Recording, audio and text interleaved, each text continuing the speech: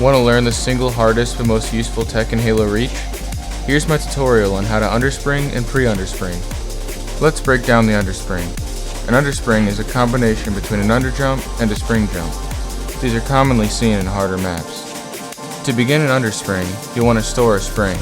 We learned about these in tutorial number 5. Next, while still crouched, line up on an edge or an incline angled from 30 degrees to 50 degrees, just as you would for an underjump. You then want to delay for about half a second with no directional movement.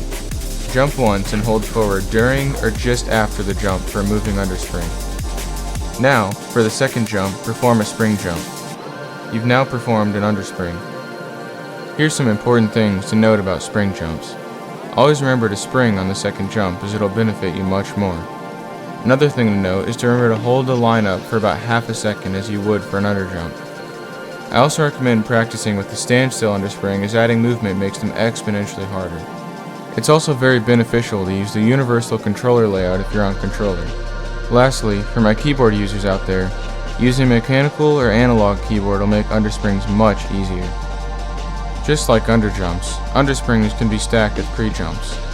To do this, run and jump into an edge or slanted surface angled from 30 degrees to 50 degrees and crouch in the air. Just before you land, hold jump to get a sling jump.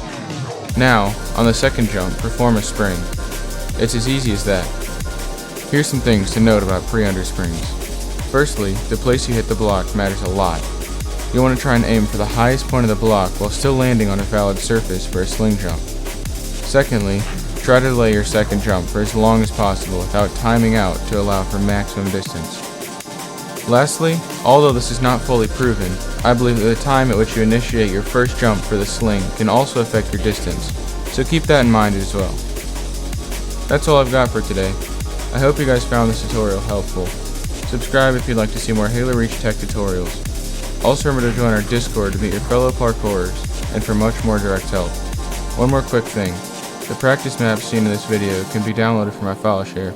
See ya!